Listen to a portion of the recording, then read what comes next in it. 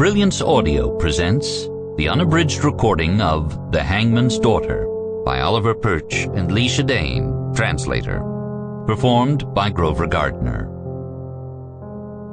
Prologue. Schongau, October 12th, Anno Domini 1624. October 12th was a good day for a killing.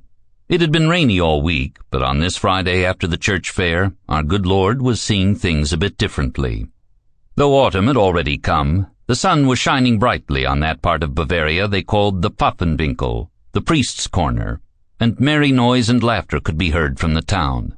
Drums rumbled, cymbals clanged, and somewhere a fiddle was playing.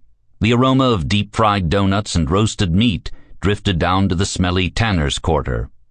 Yes, it was going to be a lovely execution.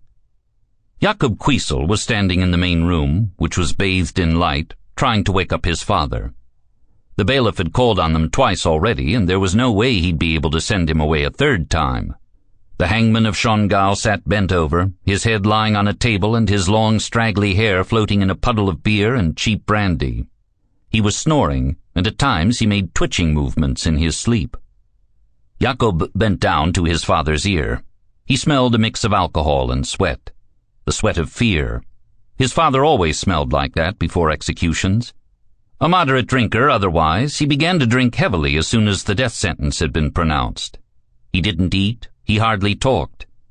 At night he often woke up screaming and drenched in sweat. 2 days immediately before the execution, there was no use talking to him. Katerina, his wife, knew that and would move to her sister-in-law's with the children. Jakob, however, had to stay behind as he was his father's eldest son and apprentice. "We've got to go. The bailiff's waiting." Jakob whispered at first, then he talked louder, and by now he was screaming. Finally, the snoring colossus stirred. Johannes Kuisl stared at his son with bloodshot eyes. His skin was the color of old, crusty bread dough. His black, straggly beard was still sticky with last night's barley broth.